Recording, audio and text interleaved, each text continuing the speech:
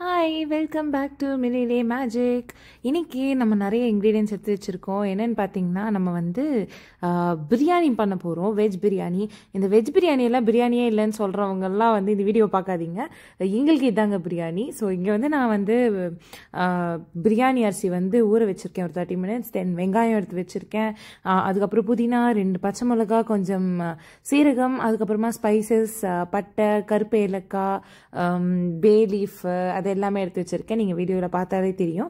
Plus நான் எல்லா காய்கறி, பிரியாணிக்கு போடுற காய்கறி எல்லாத்தையுமே போட்டு வச்சுருக்கேன். அது கூடவே கொஞ்சம் இஞ்சி பூண்டு பேஸ்ட்டும் வந்து நான் வந்து சேர்த்து வச்சுருக்கேன். அதிலேயே அதை வந்து மேரினேட் பண்ணணும். ஸோ அதெல்லாம் பண்ணுறதுக்கு முன்னாடி ஃபஸ்ட்டு நம்ம ரைஸ் வேக வைக்கிறதுக்கு ஒரு நல்ல ஹெவி பாட்டம் பேனில் நான் இங்கே வந்து ஒரு டோப் இது எடுத்து வச்சுருக்கேன், நல்ல ட்ரைப்ளை டோப்பு. ஸோ அடிகனமாக இருக்கும். அதில் நெய் ஊற்றிட்டு, நெய் கொஞ்சம் சுட்டதுக்கு அப்புறமா நான் வந்து பிரியாணி இலை, அதுக்கப்புறமா வந்துட்டு ஜாதிபத்திரி சொல்லுவாங்க, ஜாவித்ரி, அதுக்கப்புறமா பிளாக் கார்டமம், அப்புறம் கொஞ்சம் பட்டை, அதுக்கப்புறம் கொஞ்சம் சோம்பு, அதுக்கப்புறம் சீரகம், அதுக்கப்புறமா கொஞ்சம் மிளகு, அதுக்கப்புறம் கிராம்பு, இது எல்லாமே அதில் போட்டுட்டு நான் வந்து எப்பயுமே லைட்டாக அதை வந்துட்டு நெய்யில் வறுத்துட்டு அப்புறம் தண்ணியை ஆட் பண்ணி கொதிக்க வைப்பேன்.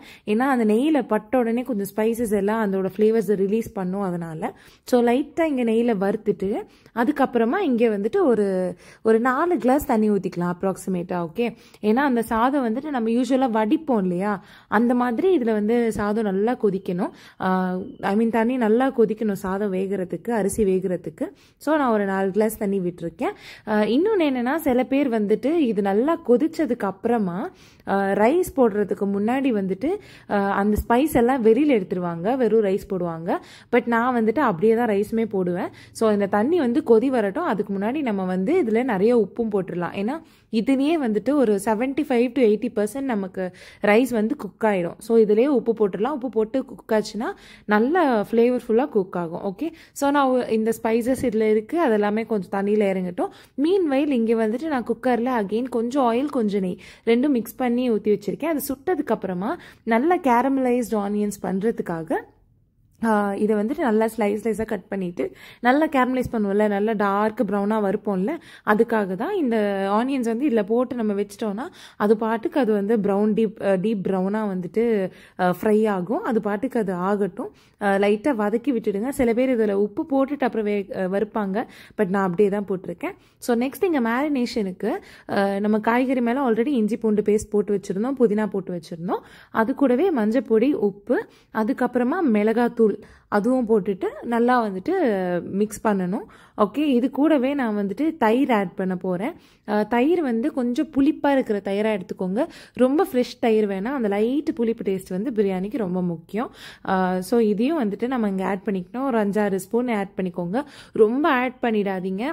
அதுக்கப்புறமா வந்துட்டு பிரியாணி கொஞ்சம் குழஞ்சிரும். ஸோ இது மேரினேட் ஆகிற அளவுக்கு நீங்கள் ஆட் பண்ணிங்கன்னா போதும். நான் வந்து இது மிக்ஸ் பண்ணிகிட்டே இருக்கும்போது கூட வந்துட்டு கொஞ்சோண்டு கரம் மசாலா ஆட் பண்ணேன். அதை வந்துட்டு இந்த வீடியோவில் காட்டுறதுக்கு நான் வந்துட்டு மிஸ் பண்ணிட்டேன். ஸோ நான் வந்துட்டு எக்ஸ்ட்ரா கொஞ்சம் மிளகாத்தூளும் இந்த மாதிரி கரம் மசாலாவை வந்துட்டு லைட்டாக தண்ணியில் கரைச்சும் ஆட் பண்ணிக்கிட்டேன். ஸோ அது பேஸ்ட்டாக இருக்குது, அதையும் வந்து நான் இங்கே ஆட் பண்ணிட்டேன். ஓகே, இன்னும் கொஞ்சம் ஜிஞ்சர் கார்லிக் பேஸ்ட் போட்டேன். Ginger garlic paste, garam masala, கொஞ்சம் தண்ணி அது கூட மிக்ஸ் பண்ணிவிட்டு இதில் ஆட் பண்ணேன். அதுதான் வந்து அந்த பேஸ்ட்டாக இருந்துச்சு. ஸோ இதை மேரினேட் பண்ணிவிட்டு நம்ம ஒரு 15 to 20 minutes வச்சிடலாம். அப்போ தான் காலிஃப்ளவர், கேரட் எல்லாத்துக்குள்ளேயும் இது வந்து இறங்கும். இது கூடவே வந்துட்டு நம்ம அந்த டார்க் ப்ரௌனாக வந்து ஆனியன்ஸ் வறுத்தோம்ல, அதையும் ஆட் பண்ணணும். ஓகே, மீன்வைல் வந்து இங்கே தண்ணி நல்லா பொலன்னு கொதிக்குதா பாருங்கள். நான் எந்த ஸ்பைஸும் எடுக்கல, பெரிய ஸ்பைசஸ் எதுவுமே எடுக்கல. ஸோ இந்த ஸ்டேஜில் நம்ம ஊற வச்சிருக்கிற ரைஸ், நான் வந்துட்டு இதில் வந்து தாவத் பிரியாணி ரைஸ் அது வந்து எடுத்துக்கிட்டேன். நீங்கள் வந்து இந்தியா கேட்டில் வருது இல்லையா பாஸ்மதி ரைஸ், அந்த மாதிரி கூட எடுத்துக்கலாம். இது வந்து பிரியாணி ரைஸ்னே வந்துச்சு, அதனால் நான் அது வந்து வாங்கி அதை இதில் ஆட் பண்ணிக்கிட்டேன்.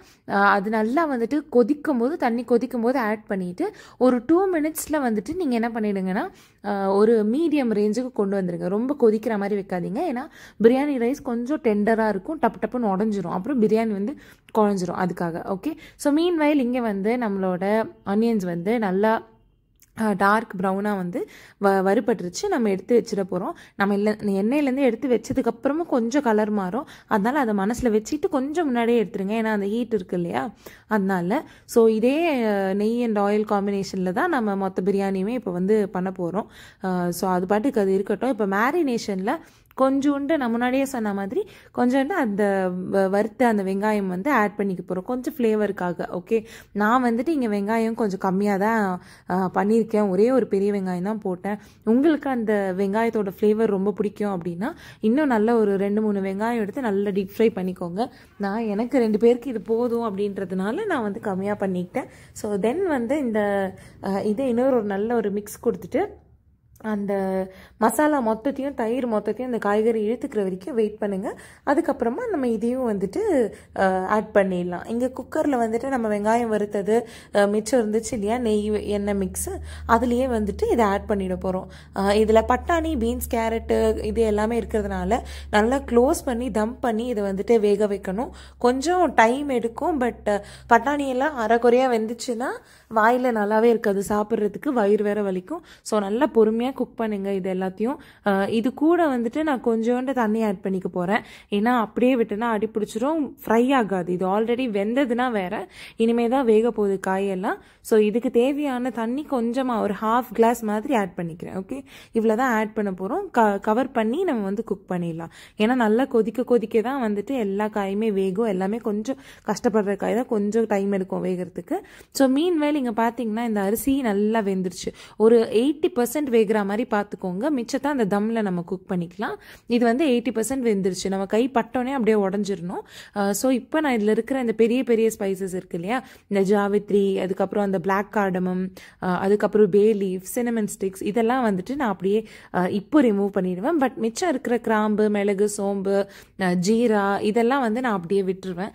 ஏன்னா அது நடுவில் கிடைச்சாலும் ஒன்றும் இல்லை, நல்லா தான் இருக்கும், பார்க்குறதுக்கும் சாப்பிட்றதுக்கும் நல்லா தான் இருக்கும். ஓகே, ஸோ நான் இந்த ஸ்டேஜில் இதுலேருந்து இருக்கிற ஸ்பைசஸ் எடுத்துகிட்டு கேஸ் வந்து ஸ்டவ் வந்து ஆஃப் பண்ணிவிட்டு நான் இதை வந்து ஸ்ட்ரெயின் பண்ணிட போகிறேன். நம்ம ரைஸ் மட்டும் எடுத்து வெளில வச்சுக்க போகிறோம். நல்லா ஃப்ளஃபியாக குக் ஆகிருக்கும். நீங்கள் பார்த்தீங்கன்னா எப்பயுமே வந்துட்டு பிரியாணிக்கும் சரி, இதுக்கும் சரி, புலாவுக்கும் இந்த பாஸ்மதி ரைஸ் இல்லை லாங் கிரெயின்ஸ் தான் ரொம்ப நல்லது.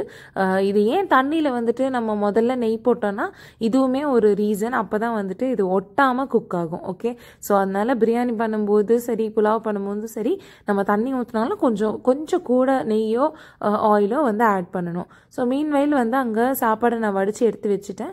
இங்கே வந்துட்டு சப்ஜி வந்து கொஞ்சம் நல்லா வதக்கிக்கலாம். அது இன்னுமே கொஞ்சம் குக் ஆகணும். இப்போ ரைஸ் எடுத்து வச்சிட்டோம் இல்லையா, அந்த பேனில் நான் கொஞ்சம் நெய் ஊற்றி சுட பண்ணிவிட்டு ஜீரா ஆட் பண்ணிவிட்டு மிச்சம் எடுத்து வச்சுருந்த புதினாவில் கொஞ்சமும் 2 பச்சை மிளகாவும் கீறி வச்சுருக்கேன், அதையும் வந்து இதில் ஆட் பண்ணணும். புதினா வந்து நம்ம தண்ணி ஊற்றிட்டு ஆட் பண்ணலாம். ஸோ இப்போ இந்த சீரகம், மிளகா அது வந்துட்டு கொஞ்சம் நெய் தான் விட்டுருக்கேங்க, ரொம்பலாம் இல்லை. அதில் லைட்டாக வறுபடட்டும். ஏன்னா தேவையான ஃபேட் ஃபுல்லாக ஆல்ரெடி சாப்பாட்டில் இறங்கியாச்சு. Biryani as such is very heavy. அதனால் இங்கே நான் ரொம்ப நிறையெல்லாம் நான் வந்துட்டு நெய் விடலை. அது கூட வந்துட்டு நல்லா ஒரு 25 to 30 ml வாட்டர் அதில் ஆட் பண்ணிவிட்டு கொஞ்சோண்டு குங்குமப்பூ ஆட் பண்ணுறேன் நான், கலர் அண்ட் ஃப்ராக்ரன்ஸ்க்காக.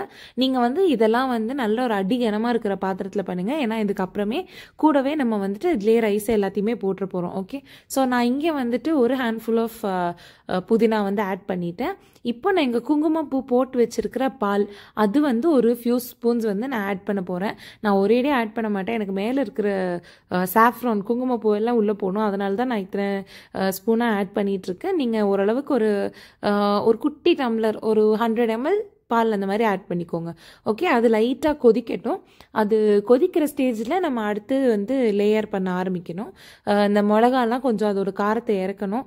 ஸோ இங்கே பால் கொதிச்சிருச்சு. இப்போது நம்ம வந்துட்டு ஒரு லேயர் வந்து ஆல்ரெடி வடித்த சாதம், அதுக்கப்புறமா ஒரு லேயர் நம்ம பண்ணி மசாலா போட்டு வச்சுருக்கிற அந்த காய்கறி, அதை வந்து ஒரு லேயர் மாற்றி ஒரு லேயர் பண்ணிவிட்டு மேலே அடுக்கி வச்சிடணும்.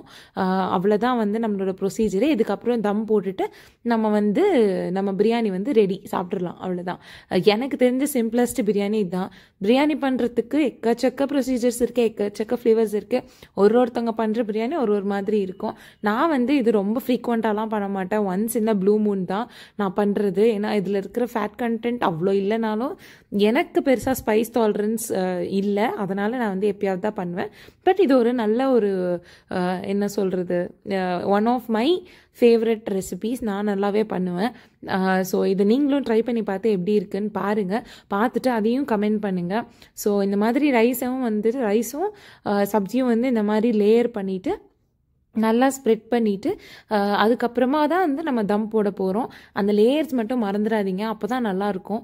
காய்கறி ஃபுல்லாக வந்துட்டு உங்களுக்கு அந்த சாதத்தோடு மிக்ஸ் ஆகணுன்னா இந்த ஸ்டேஜில் தான் ஆகும். ஸோ மேலே வந்துட்டு ரைஸ் வந்து லாஸ்ட் லேயர் போட்டுட்டு மிச்சம் இருக்கிற மில்கில் வந்து இன்னும் ஒரு 4-5 ஸ்பூன் அதில் வந்து மேலே போட்டுருங்க. ரொம்ப நிறைய போட்டுறாதீங்க, அதுக்கப்புறம் குழகுழன்ட்டு ஆகிடும், பிரியாணி மாதிரி உதிராக வராது. ஓகே, ஸோ இந்த ஸ்டேஜில் அது பால் ஊற்றினதுக்கப்புறமா மிச்சம் இருக்கிற புதினாவையும் மிச்சம் இருக்கிற அந்த கேரமலைஸ்ட் ஆனியன்ஸ் அதையும் போட்டுட்டு நம்ம வந்து தம் குக் பண்ணிட போகிறோம். யூஸ்வலாக மாவெல்லாம் வந்துட்டு சைடில் இது பண்ணி ஏர் போகாமல் அப்படி தான் பண்ணுவாங்க. பட் நான் அவ்வளோலாம் எனக்கு பொறுமை கிடையாது. நீங்களும் இதை ட்ரை பண்ணி பார்க்கலாம். நல்லா ஒரு சாப்பிட்ற தட்டு வச்சுட்டு அதுக்கு மேலே இந்த மாதிரி நீங்கள் நல்லா உரல் கல் அந்த மாதிரி ஹெவியாக ஏதாவது வச்சுட்டிங்கன்னா தம் உங்களுக்கு நேச்சுரலாகவே வந்துடும். ஸோ இப்போ வந்துட்டு நான் ஒரு 10 மினிட்ஸ் விட்டுட்டேன், 10-15 மினிட்ஸு. அதில் மிச்சம் இருக்கிற ரைஸும் வந்து அந்த 80%லேருந்து மிச்சம் 20% குக் ஆகி உங்களுக்கு கம்ப்ளீட்டாக குக் ஆகிடும். உங்களுக்கு வேணும்னா நீங்கள் வறுத்த முந்திரி போட்டுக்கலாம், இல்லைன்னா வந்துட்டு மேலே கொஞ்சோண்டு கிஸ்மிஸ் போட்டுக்கலாம். அவங்களுக்கு எப்படி பிரியாணி சாப்பிட்ணுன்னு தோணுதோ அப்படி சாப்பிட்லாம். கூட ரைத்தா வச்சு சாப்பிடுங்க, சிப்ஸ் வச்சு சாப்பிடுங்க, இல்லைன்னா உங்களுக்கு என்ன பிடிக்குதோ பிரியாணிக்கு. சில பேர் கத்திரிக்காய் தொட்டு சாப்பிடுவாங்க, அந்த மாதிரியெல்லாம். இதுக்கு அதெல்லாம் எதுவுமே தேவைப்படாது என்ன கேட்டால். அப்படியே சாப்பிட்லாம். எல்லா ஃப்ளேவர்ஸும் அதில் இருக்கும். புளிப்பு, காரம், உப்பு, அந்த கேரமலைஸ்ட் அனியன்ஸ்லேருந்து ஒரு மைல்டு ஸ்வீட்னஸ் அது எல்லாமே இருக்கும். ஸோ கண்டிப்பாக இதை நீங்களும் இதே மாதிரி போட்டு சாப்பிட்டு ட்ரை பண்ணி பார்த்து எப்படி இருக்குன்னு எனக்கு கமெண்ட் பண்ணுங்க. Until we meet again, bye bye.